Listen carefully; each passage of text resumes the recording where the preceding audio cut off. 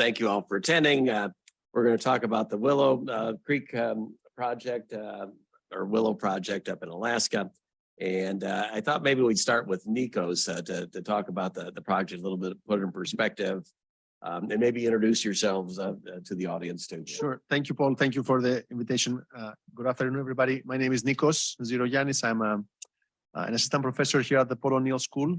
I'm an environmental economist by training, and I teach some classes in energy policy and international environmental policy. And something that keeps coming up in discussions in the classroom and with other colleagues is that we're on this path towards decarbonization, right? So we want to decarbonize the US economy, we want to decarbonize the global economy. And that path towards decarbonization is a fight, right? It's a fight between the status quo that has a vested interest in keeping things the way they are, in continuing to use fossil fuels, continuing to extract those fossil fuels. And those of us here are alums from the O'Neill School, right? People in the administration, people that work for NGOs, other industries that are trying to push forward this agenda of moving away from fossil fuels towards renewables. And in that fight, we're going to win some battles and we're going to lose others. We lost this one with Willow, but it's important to know, which battles we really want to push for and which ones we really want to fight for. It sounded like this particular battle was lost a while ago, right? So it was the Trump administration that initially approved the lease for ConocoPhillips for the Willow Project. So essentially, the Biden administration was kind of between a rock and a hard place, because had they repealed the approval of the lease, it would probably have been faced with lawsuits from the company. To put this in perspective, so the total capacity of crude oil from Willow is about 600 million barrels of crude oil. So that's the total amount of oil that will be extracted over the 20 or 30-year lifetime of this oil field. For comparison, the US produces about 12 million barrels of oil per day. So the equivalent of Willow over its lifetime will be about 50 days worth of the total US oil production. Again, that's not to say that this is not a significant, loss in terms of oil that will now no longer stay in the ground, right? But it's important to sort of put things in perspective just so that we can get a sense of how big a deal this issue is. Globally, there's about, I think, 100 million barrels per day. So we're talking about literally six days worth of global oil production here. Okay. So I'm going to stop here and pass it over to my fellow panelists. Marta, do you want to jump in at this stage with just sort of your perspectives on what's going on and why? I'm not an expert on oil drilling. I'm Marta Venier. I'm an environmental chemist. Here at O'Neill, I'm an assistant professor, and in my research, we measure pollutants, the fate and transport of pollutants in the environment. In fact, we have a team now in Richmond measuring air pollution up there. We'll see what they will find. But when I hear Nikos talking about that, the reflection I had was it really worth it to drill in a protected area, protected land for such a small return? And to put it even in a broader perspective, this is next to the Arctic National Wildlife Refuge, which is, they're both on the northern plateau of Alaska. And those are all highly valuable protected areas. They're wildlife refuge. They're one of the few areas on the northern continent that are relatively, they are protected and they are still relatively pristine. So the concern that comes to my mind when I think about this project is the impact this will have in the environment. When you think about setting up a drilling operation, you have transportation, you have people coming in, you have vehicles, you have fuels that you burn when you drive all this equipment, machinery. You disturb the environment, the biota that is living there. There's caribous, the wildlife is really rich. So I think that that is certainly something to take into consideration when we think about this project. And when you think about it, the output and how small the outcome it's going to be, it makes it question it even more probably. And I did forget to introduce myself. I'm Paul Helmke. I'm a professor of practice at the O'Neill School and head of the Civic Leaders Center. And know nothing about, know nothing in detail about environmental issues, although I can comment oftentimes on the political and governmental side of things too. But someone who does know environmental issues as well as sort of how to protest and respond to environmental issues. Get arrested also. Marc. Yeah. Hi, I'm Marc Lane.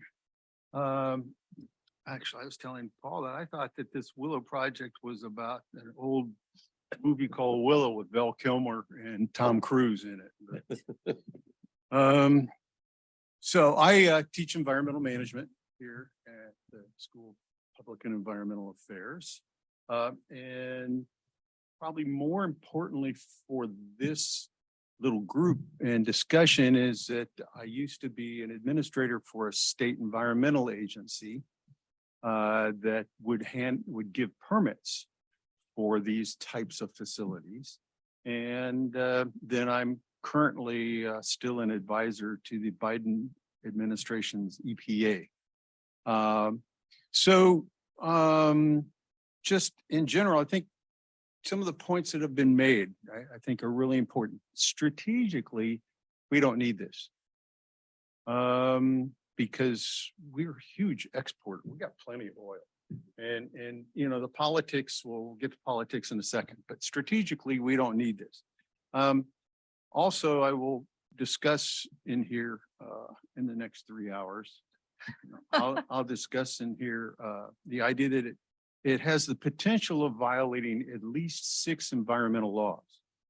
So what I'll talk to you guys about is as an agency that would issue a permit to a company that has to, number one, say that they're not going to, how they're not going to violate environmental law, and then make sure that they don't. So it's, in one sense, it's a done deal. In fact, the ConocoPhillips got the rights to the Willow Project in the 1990s, and then we're granted the ability to go forward in the Trump administration, but they've had it for a long time. So there's a difference between saying I have a right and being able to live up to the rights, and that's what environmental managers do. And then on the other hand, we'll discuss in here, I'm sure, the idea that politically, this is a political thing. You know, Biden wants the votes. There's an impression that we need the oil strategically, even if we don't. And then you have 2 indigenous communities on both sides of it. You know, one side says, we want the jobs, and the other side says, you're killing us. So it'll be an interesting discussion. We've got a small enough group. Let's open it up to questions now. Who wants to lead off? I would ask that we can run the mic for you if you want, but just for our Zoom audience, they won't be able to hear. Well, while you're thinking of questions, I'll do one. So what's this going to do to the push for renewable energy in the States now? I mean, you know, this is something we're pushing on renewable energy. The Biden administration is doing new announcements on electric vehicles. Is this one of these, we're going to give you some good stuff on one hand, bad stuff on the other hand, and still try to push through an agenda, or is it just, doesn't it make sense at all?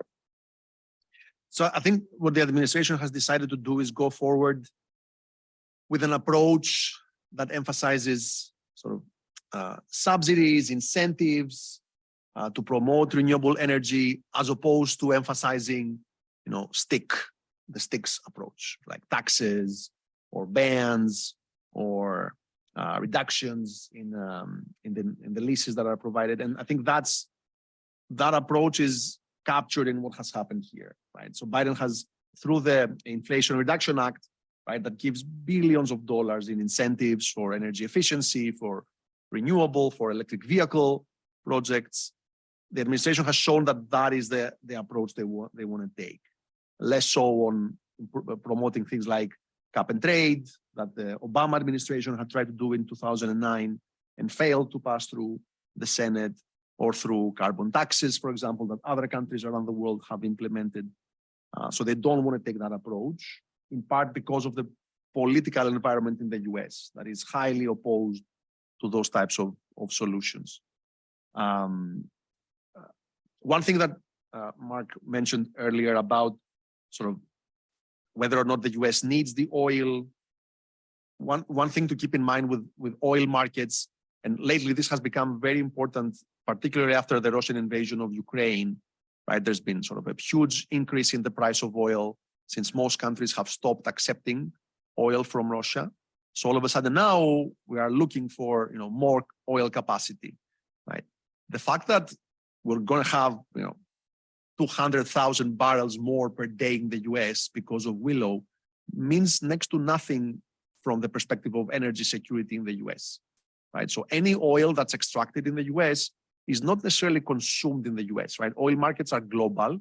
So any oil that we here extract can be sold to anybody, anywhere in the world that wants to purchase it, right? There's a global price for oil. So the impact that Willow will have on those global markets is infinitesimal, right? So, and I mean, we can speak more on the politics, but Before we go to the others, and maybe I missed this, how soon will this oil be available? I mean, I think I read someplace that it's another 5-6 years out before you see the first drop, right? Sure. Yeah, sure. So I think that's an important point that Biden, even though, I would have said, we have to start this somewhere, so we're just not going to do it. That's Marc Lane. All right. On the other hand, I think that Biden's basically throwing a bone to do the bare minimum. Keep in mind that they had, they wanted permits for 5 pads. They got permits for 3 pads.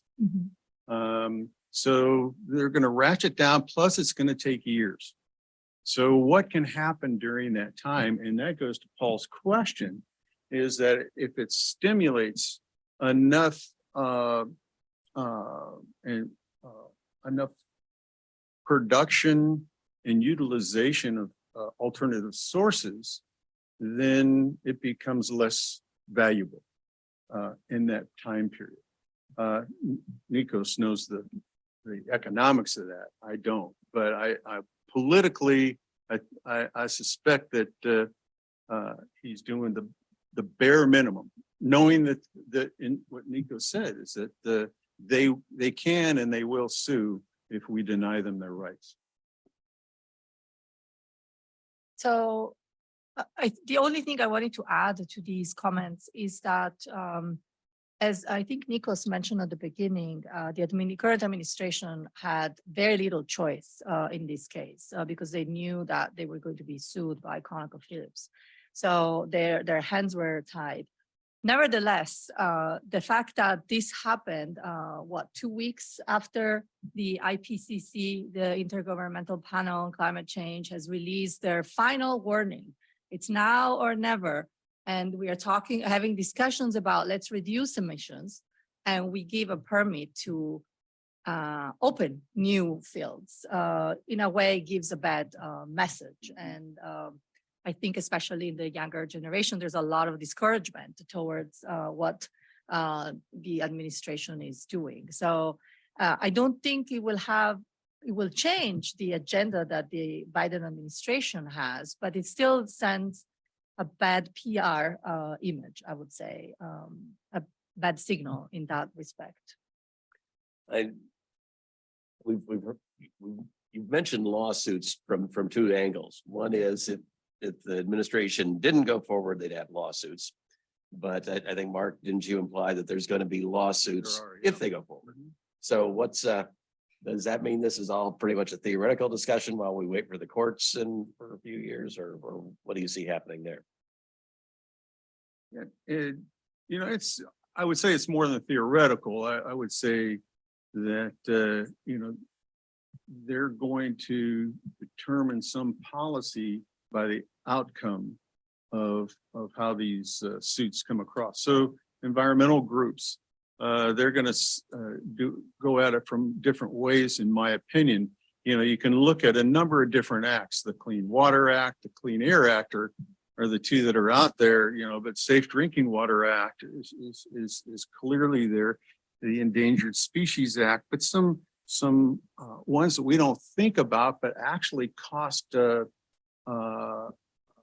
oil companies and their big oil spills a lot of money is the Marine Mammal Protection Act, which is going to be invoked down there. And there's no doubt that marine mammals are going to be hurt, in the Migratory Bird Act.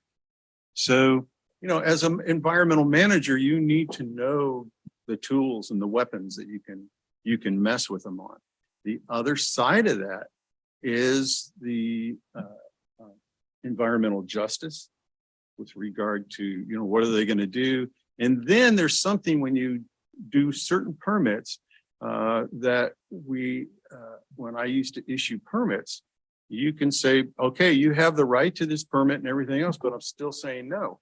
And the reason I'm saying no is because you're a bad actor. And that's a bad actor clause. And ConocoPhillips is a bad actor. They have had horrendous spills and things like that and have not paid off. So they can do that. So you're going to see those legal actions take place. And every time, you're the attorney here, every time there's a legal action, it could set a precedent. Mhm. Other thoughts? Just a question. Okay, Grab the yeah, mic. and grab the mic and identify yourself. Make sure it's green. Okay. All right. Hi, I'm VJ. And my question is that, with this, with moving forward in the Willow Project. Okay. Is this all real? But it's it's first. Oh, okay. Okay. So isn't the Biden admin sort of ceding ground to Republicans that drilling for oil will create energy independence with the moving forward of this project? Instead of I would have preferred to see an approach where, Biden talked about what you talked about, the commodity of oil and how it's a global market. And, the impact that we have at home isn't really going to change much of the price that people are paying at the pump or anything. But, what can change the price is reducing the demand for that oil and, switching to renewables, whether that be electrifying the grid or, other ways of, reducing that demand, driving down the price. Response? So I agree 100%. And I think that's one of the biggest mistakes we make in public discourse, that somehow we think that if we open up a new oil field, that will help us become more energy independent. Nothing could be further from the truth from the perspective of oil, right? That's not the same for other types of resources, right? So for natural gas, for example, things are very different because natural gas is a lot harder to export than oil, right? You need to compress it. You need to have compression stations for natural gas. It has to be liquefied, shipped abroad, then decompressed and so on. Oil, you just put it in a tanker and off it goes, right? So, should the Biden administration engage in a campaign to educate the public that, this Willow Project will do next to nothing to promote energy independence? Yes. Why are they not doing it? I don't know. But yeah, I agree. This is a very, especially when the Russian invasion happened and everybody was like, oh, we got to give more leases to increase drilling. That is not correct. That is not how those markets work. And I have no specific insights into the Biden administration's decision-making process here. And I'm not justifying their decision either, but oftentimes, as you sort of implied, politicians will sometimes do this sort of dance where I'll give you, this because I want to do something else on the other side.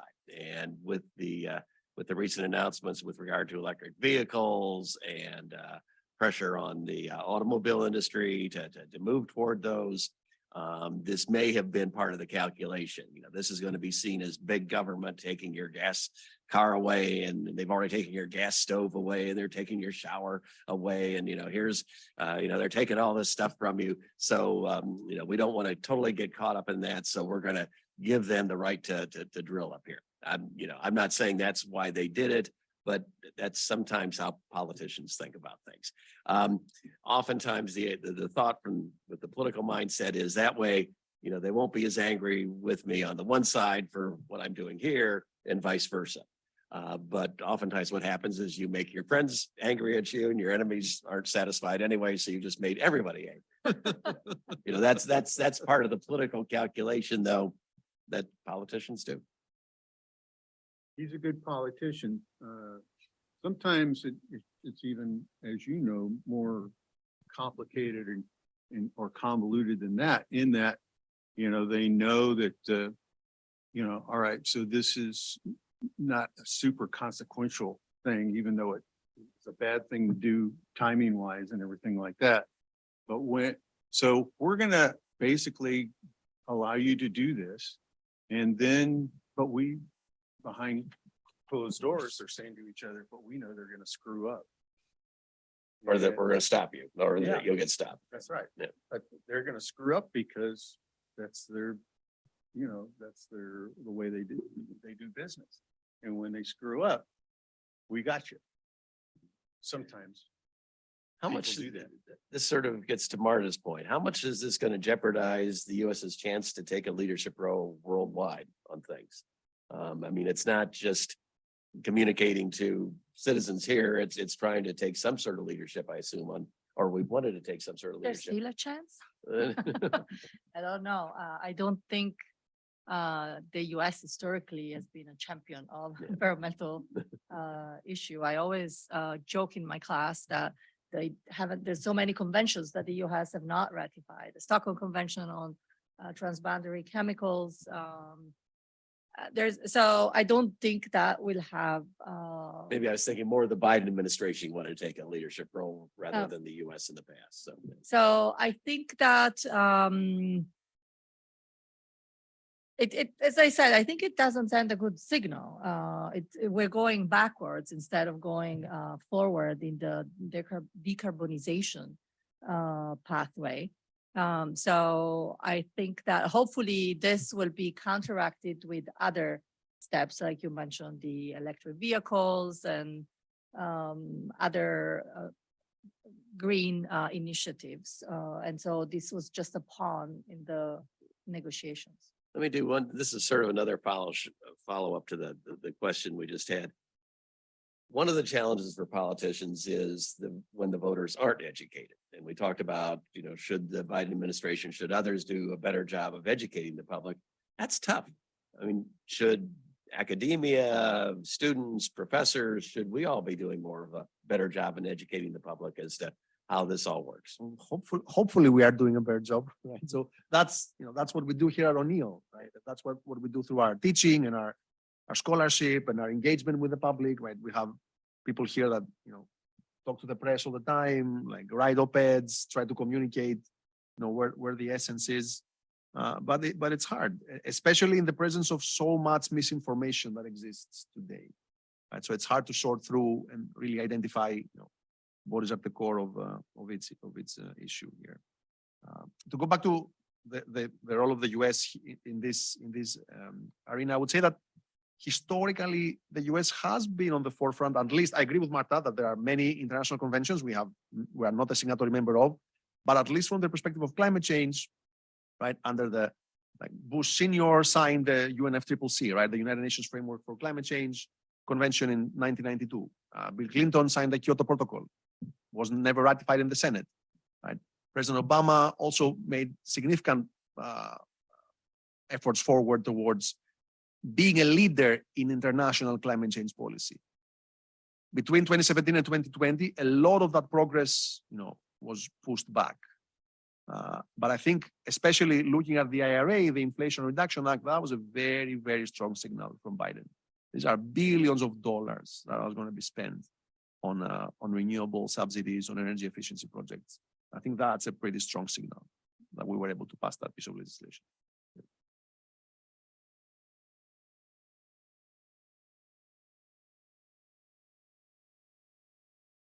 Hi, I'm Tanner Crawford, environmental management major, and I'm from Northeast Ohio. And I'm kind of just wondering how, with this precedent of kind of oil being still in like the eye of expansion and kind of looking for that, how easily could more environmental policies be reversed if there is this administration change back to kind of what we've seen in 2016 to 2020? How easily can more of this happen? Or what are your projections for if the election goes one way? Well, it would be a disaster. That's the short answer of it. What needs to be done is that we, for instance, in some other social issues, we were reliant on the courts instead of passing the legislation that needed to be passed. And we still haven't passed it, but we're not quite in a position to pass certain legislation, but that's what needs to be done. Because if it's not, rules and regulations, Trump reversed over 100 environmental rules. And, that's what would happen again. And it doesn't have to be Trump. It could be any anti-environmentalist. One of the things that I wanted to say in response to another question, which goes to some of your answers, is you always, we're as scholars here at SPIA, we need to think about policy formulation, and you always have to consider who are the stakeholders. And what Nikos opened up with is that we are in a war, and it's a constant war. And we basically are environmentalists, when I say we, are outcompeted by industry on every turn, particularly the fossil fuel industry. And we're outcompeted in terms of money, in terms of social media and misinformation. But this is not a new social media thing. This goes back decades and decades of misinformation and, in fact, subversion. So on more of a local level, that's why transparency is so important. Who are the stakeholders? Who are the people that are involved in this? And then, are we talking out of both sides of our mouth? What about the university? How much money is it taking from fossil fuel companies, including ConocoPhillips? How much money is the school taking from Exxon? And these are questions that need to be asked and answered. More questions?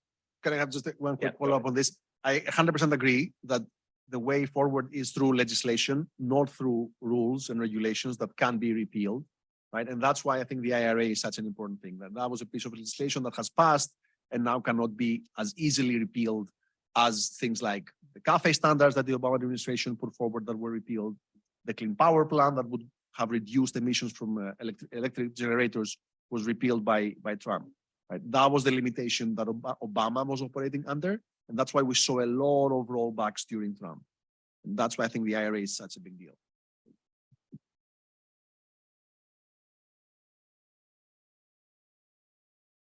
Hi, my name is Nadia Kane. I also study environmental management and I'm from a military family. I was wondering if you could talk a little bit about how this affects marginalized communities, especially the two Native American communities that you mentioned. And I know you touched a little bit about how it is an environmental justice issue, or it could be, and used for litigation strategy in that sense, because it kind of appears that it's almost forcing them to either choose between standing up for themselves or accepting that they need the help that a project like this could give them.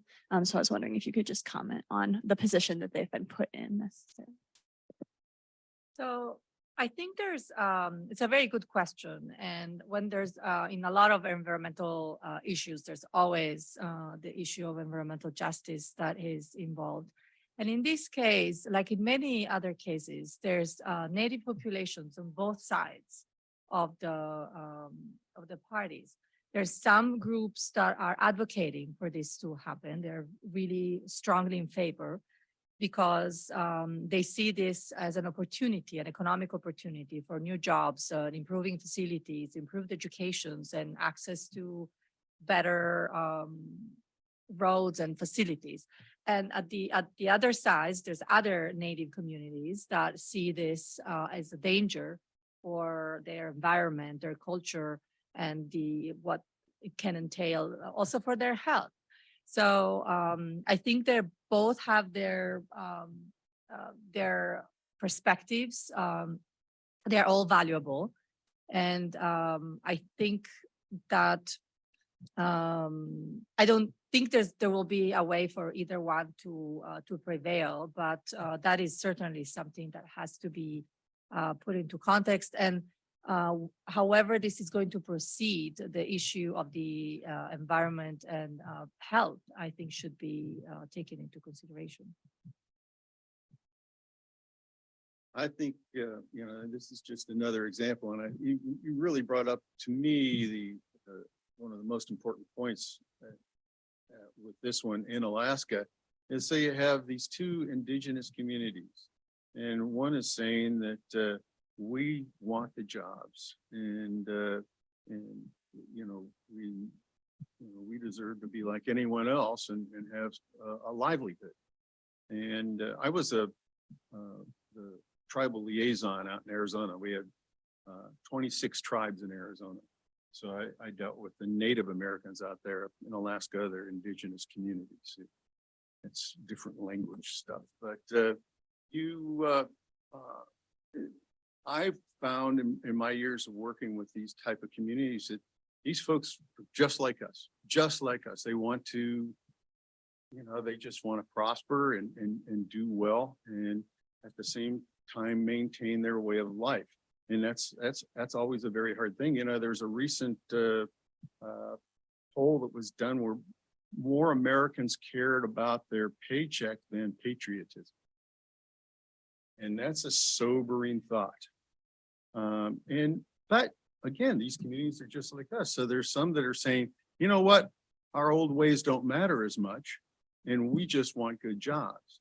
And then on the other hand, you have another community that says, our way of life is almost done, and this is going to be the last nail in the coffin. And that's probably true.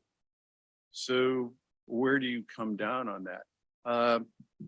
It's interesting to watch, because who's our Secretary of the Interior now? Haviland, who is a Native American, and she's going to have to make some decisions here. She's basically already made a decision, being a good soldier and siding with her president, to side with the going forward with the project. And so meanwhile, there's another community that is going to be pretty darn upset at her. And that's not the only community. There are communities throughout the United States that are watching what she's doing. And is that progress or is it not? So that's interesting stuff to watch. But I would say under the Biden administration, I have never seen as much firepower going towards environmental equity. And but I guarantee you he's laying it at Haviland's feet on this one.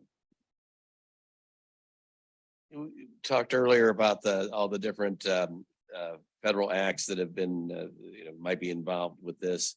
Nikos talked about the importance of getting legislation passed. To the Supreme Court had a major decision last summer, the West Virginia case, sort of calling into question agency rulemaking, the major doctrines rule. How much is that going to cause complication? Is that going to cause complications here for folks trying to fight the drilling or other type things like this? I mean, I don't know if the West Virginia versus EPA will affect this particular point. I think what it will affect is the way the administration will move forward with regulating particular sources of pollution, right? So if we think back so I mentioned earlier the Clean Power Plan, that was an Obama era rule that would have placed significant caps, thresholds in CO2 emissions from power plants in the US. So that was thrown out by the Supreme Court, arguing that the EPA was overreaching its authority because it was asking power plants to do things out beyond their fence, right? So now, and I expect that within the next few weeks, maybe months, we will see an update of that rule coming back out. The important thing, again, going back to the RIA, to the Inflation Reduction Act, is that now any new rule will use the IRA as the baseline. And that is very important, right? Because we are now considering that all the things that the IRA will achieve are our baseline, and we want to go and we want to push to go forward from there. So we're probably going to see some decision coming out, some rule coming out from the EPA requiring cogeneration from coal-fired power plants, right? So given that EPA was told you can't tell power plants to do something outside of their fence, the EPA will probably say, okay, I'll have you guys now do something inside your fence. And that something is take off half your coal boilers and replace them with natural gas boilers, right? So, and eventually through all of the other incentives and subsidies that are being provided, it will try to essentially push those very dirty sources of generation out of existence. So again, you've got to take a multi-pronged approach here that involves both legislation and regulation of specific sources. More questions, Mac?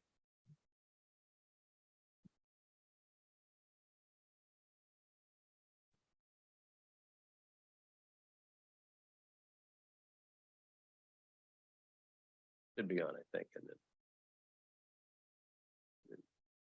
then get the green light. Hello, my name is Matt Schul. I'm a student of environmental science and I work under Dr. Venier. Earlier, we described that this company is going to make a mistake, probably.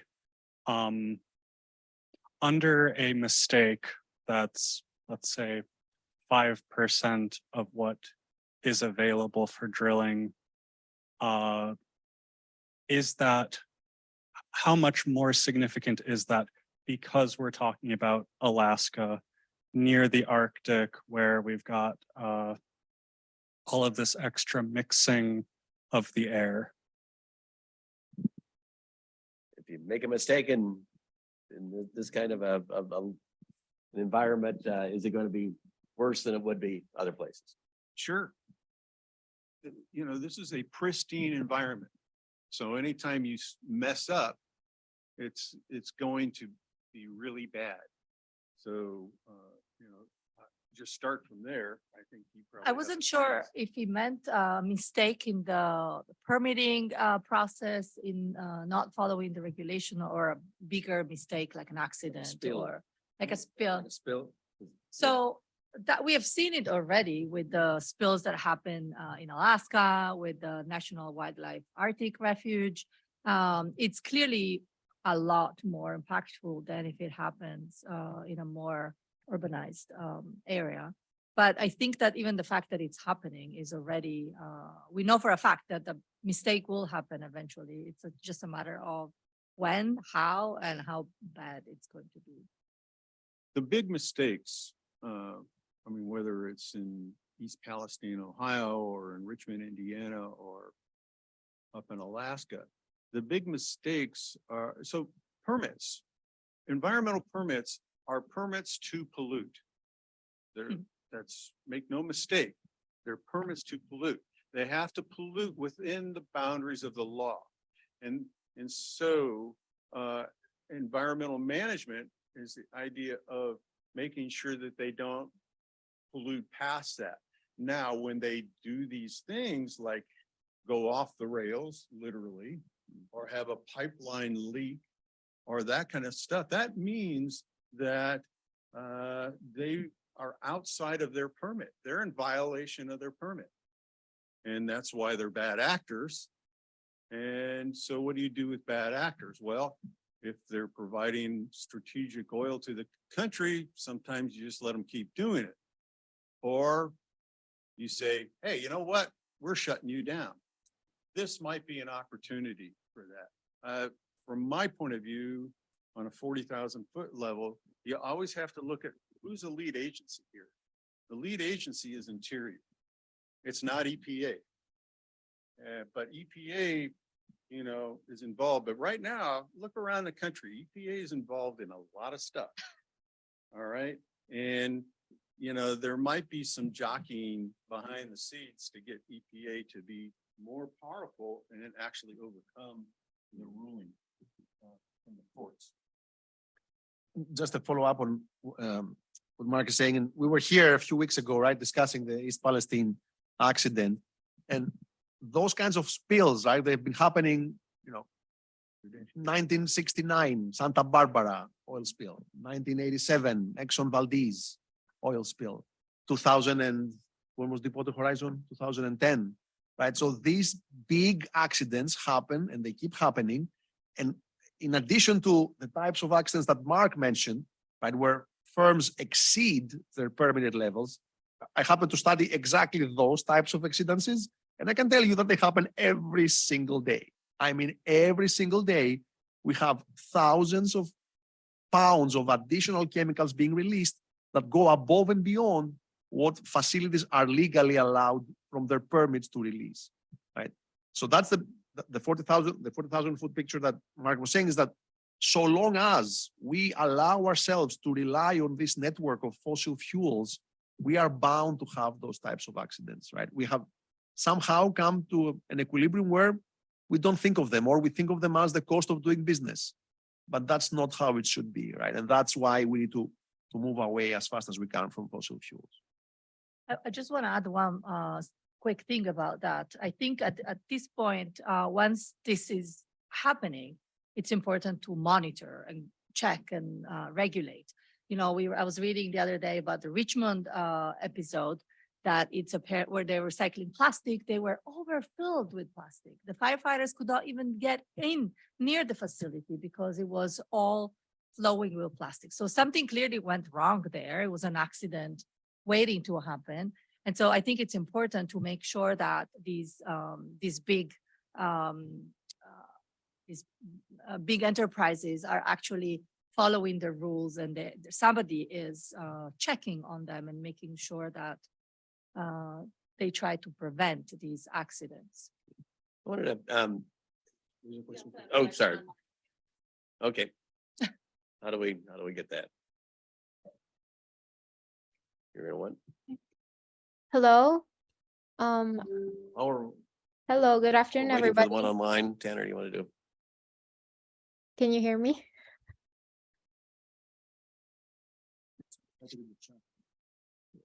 Hi, I'm Tanner again. I was kind of wondering, kind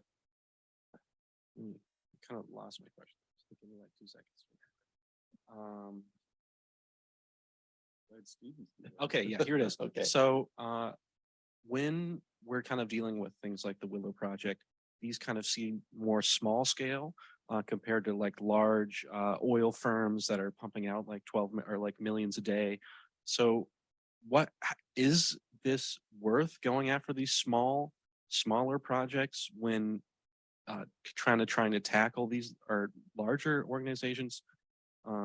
And just to add to like the large organizations, I know that they kind of avoid with all of their resources kind of being responsible for this. So I guess the main question is it better to go after a lot of these small organizations and projects, or to kind of emphasize the large animal? To be clear, I hope I didn't cause confusion. I'm not claiming this is a small project. This is a pretty big operation here. What I said is that relative to the total amount of oil we produce, it's small. But this operation in and of itself, it's pretty large, right? Okay, so just like, I guess the more asking about the fully established like things versus like these new projects. So what I would say is that we have to have a way to go after fossil fuels in a systematic way, right? There are 1 million oil wells in this country. we can't start going after them case by case. This is like, I think Marta once called this paralysis by analysis. I really like that term. I'm going to use it, right? So we have to find a way to go after all 1 million oil wells at the same time, okay? And that's through, legislation, that's through rules and regulations. I think that's the way forward. We can't sort of lose ourselves in the forest of fossil fuels.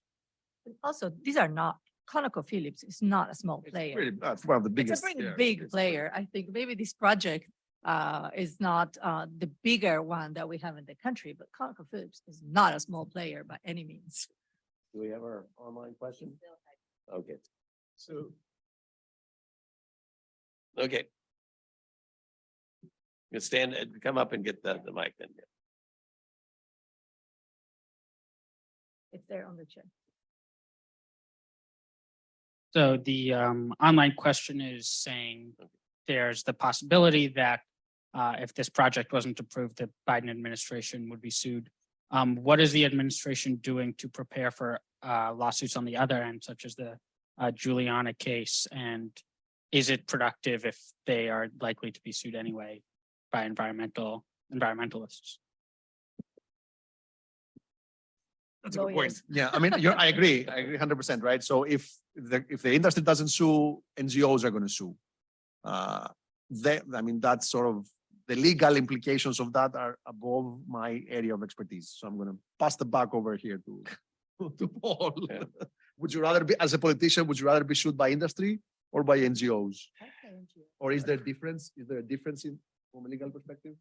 And he's been an NGO that sues people. Yeah, Exactly. you're damned if you do, damned if you don't type thing sometimes. It's and again, I don't know the ins and outs of the possible suits. Generally, you get advice on which one you have a stronger legal argument, at least starting out. Sometimes if you're the one that's, sometimes you can control the litigation once it's started and you'd rather control it within NGOs and settle with them than having it from the oil company where it's going to be tougher to get a positive settlement. So sometimes you in effect maneuver yourself into a position where you can get a result you want.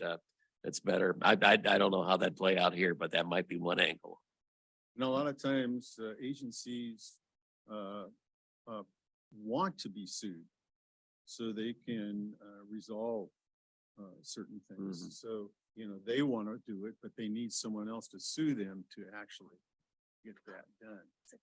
I would say that another thing is for environmental managers, for you guys thinking about that is you always want to connect the dots.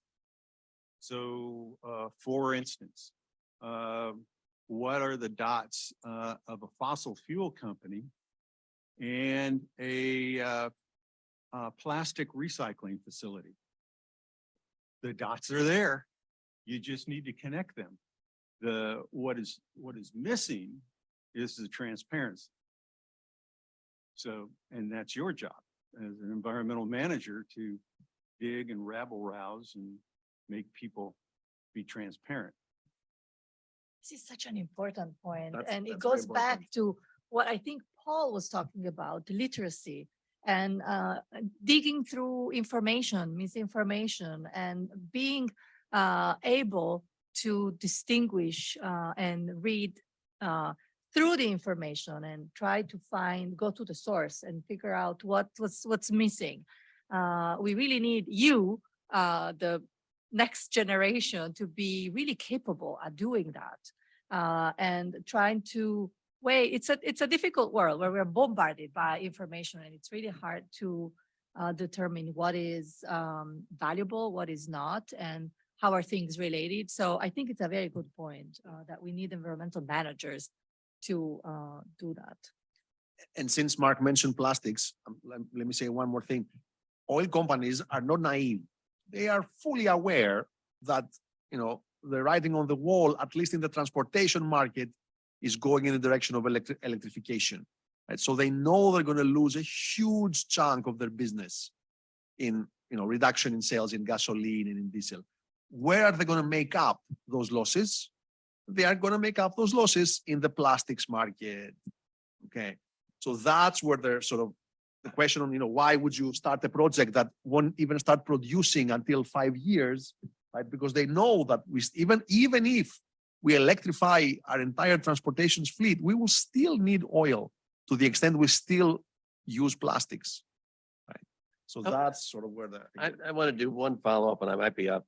We talked earlier about the possible impact that this project might have on the environment in northern Alaska. I think I've read some stuff that current issues with climate change are already changing the environment in northern Alaska that might cause even more problems for the folks that are planning to do the drilling and the transport of this. Is there a chance that this is going to get messed up even more by pre-existing climate change that is changing the temperatures, changing the sea levels, whatever in this area? It's hard to imagine that the oil companies or fossil fuel can't overcome some of the technical problems that will occur with climate change. I would say what is really tenuous is how it's going to affect the ecology, including the indigenous communities, how global climate change is currently affecting them, and then if and how this current project is going to exacerbate that. We have, I mean, it's a known fact that climate change has altered the ice, the amount of snow and ice and temperature, and especially in those very sensitive areas. So I think, as Marc said, the technical barriers will be overcome because they will just throw money at it until they can solve it. But the permanent and long-term damages that this will have on the environment are hard to predict. And they will be exacerbated by climate change for sure. We've got a follow-up, online follow-up on the lawsuits issue. Will lawsuits likely have more teeth if stakeholders and indigenous peoples sue the federal government for allowing this, since the environmental justice issues related to fossil fuels are coming more to light? Gets into a little bit, I think we covered a little bit, but again, maybe it's better to have the lawsuits coming. I guess this would be an argument that it's better to have the lawsuits coming from the indigenous peoples and the NGOs, because then they can help talk about what oftentimes doesn't get to talk about, the environmental justice issues. I can tell you with the EPA, as I work with them now, everything they do, there are 3 things that it's a path they have to follow, but they don't know how to create that path. So the path they have to follow is environmental justice, global climate change, and biodiversity. And I think that's great. And Biden is really pushing that forward. So they're throwing a lot of other programs that a lot of people were doing. They're saying, you know what? Those aren't a priority now. These things are a priority. But they, as I said, don't know the path forward. And those lawsuits by indigenous, those stakeholders are going to help show the agency what the path is. That's my point of view. Go ahead, Nadia. Hi, I'm Nadia and I'm back. I think that most of us probably all feel kind of similarly about the project and that it's overall negative. And sorry if that is a misconception, but I was wondering if you think that there are any positives that could ever come out of this, because I know like I can't think of any, and I want to like see that other side that people are coming from. So do you think that there could be any positives? And if so, what would they be? I'm interested. It's a tough question. I mean, it's Sure. positive that it's creating sort of, a pushback against that decision. So that to some extent, it's galvanizing the environmental movement, right? So I would see that as a positive. It's hard to say on a personal level, where I grew up out west, I had friends of mine that were in the lumber industry, and I was kind of against cutting trees. and that was how they made their living. But they just wanted to, buy a pickup truck and buy Christmas presents for their kids. And that was a positive. And so, I think it's, I would hope that somehow the politicians that are involved in this from Alaska and from Washington can make it to where it works for the communities that are most affected and their livelihoods, because they're just like us. And the arguments you generally hear are the jobs arguments. I think the other argument you hear is the one we talked about earlier, where there are probably misconceptions about the international market, but the idea that the more oil that we're producing domestically, including Alaska, if Russia's cut off, if there's a war, if there more wars, that gives us a chance to be more energy independent. That's the argument that you're going to hear. I think a lot of that's based, again, as Nico said, on misunderstandings of how this really works. But that's basically, I think, what the political folks are responding to.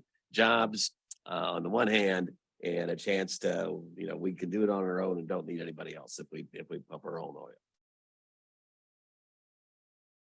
Okay.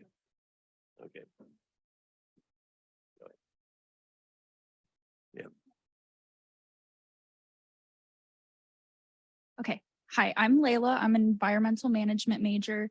So with so many clear adverse effects to both the environment, human health, and indigenous communities, do you think we can expect stricter and more intensive monitoring from our governmental agencies, or are we kind of just left with the general oversight that they generally give? And then we're just kind of supposed to expect another environmental disaster when they do make a mistake. You have a pessimistic viewpoint, but I happen to share it.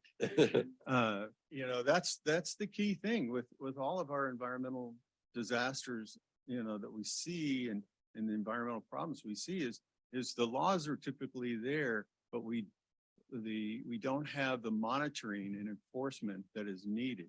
And usually that's at the state level. And if you look at state legislatures these days, well, it's been this way for a while, but it's about as bad now as it can be. They don't provide the funding for it. So until we start making it tough on those people on the state level, and I'm one of the proponents of getting out and doing some civil disobedience with state people, because they're a little bit more vulnerable to it. That's what needs to occur. But that is the problem, is we don't have the resources to do the monitoring and enforcement that we need to do. I also share the pessimistic view of Marc, unfortunately.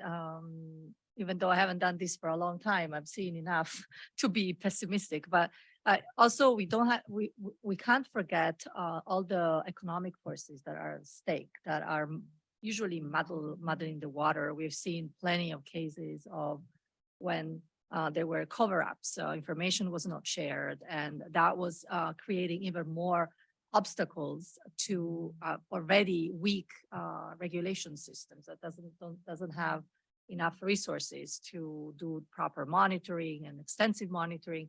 So I'm not particularly optimistic that this will be controlled and regulated very strongly. And I think part of this is it puts the pressure on the public, puts pressure on you too. It's oftentimes what happens is the spotlight moves on to something else. The spotlight's somewhat on this project now. A year from now, 2 years from now, will people still be paying attention? That's when bad things happen, when you don't have the transparency, when you don't have the focus.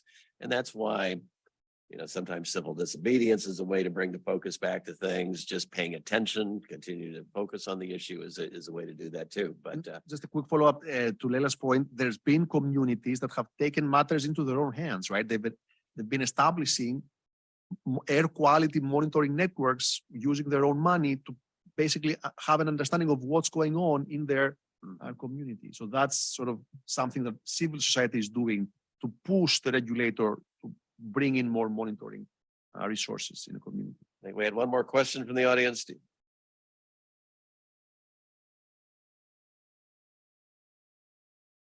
So I had a question about like what lesson, I guess, if there is a lesson for environmentalists to take away from this project and the political ramifications. I know one of the biggest current roadblocks to decarbonization is our permitting reforms with like getting critical minerals out of the ground and creating the infrastructure needed to actually deploy renewables. And given the success, you know, this project had, they got the Biden admin who said they weren't going to drill on federal lands to go against their word. Like, what lesson is there for the environmental movement or for those who are advocates of renewables to take away from this, I guess? If there is one, I don't know if there is, but maybe broaden it to what lesson is there, if any, and what should the next steps be regardless? I think is what I mentioned earlier, right? Pick your battles. Like, we can't win everything. This is a war and we're going to lose some, we're going to gain some. Let's just keep our eye on the big picture here. Let's try to make systemic changes. Yes, we lost this one, but let's move on to the bigger picture. Like, let's push legislation that will force all power plants in the US to move away from coal. That will have substantial impacts on climate change, right? I agree. I think, you know, we need, so Napoleon talked about leadership, and what he said in leadership is to know the situation.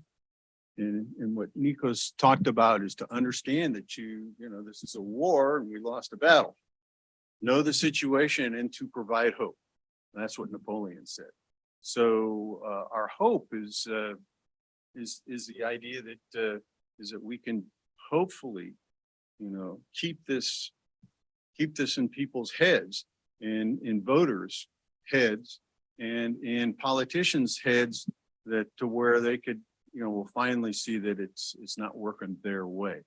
And that's gonna, you know, take some screaming and yelling and carrying on. But I think that's the what needs to be done. And in 10 days from now is Earth Day. And remember what that was for. And, you know, it's not a little 5 celebration. You know, it's Earth Day. And so, you know, what's being, you know, I'll just throw in that part. Marta, any last words? I think they said it beautifully. I think this, let's take this as a lesson and to, as a conversation, and to talk about these issues more and educate the voters and people around to these issues, and try to explain that it's a multifaceted question, I think. Well, at this stage, first of all, I want to thank all of you for attending today, particularly on such a gorgeous day. To see over 20 people showing up and some people in addition online, I think is great. I want to thank Nadia for helping push us to do this panel. And I want to thank our panelists for taking their time and lending their expertise. Round of applause to our panel. Thank you.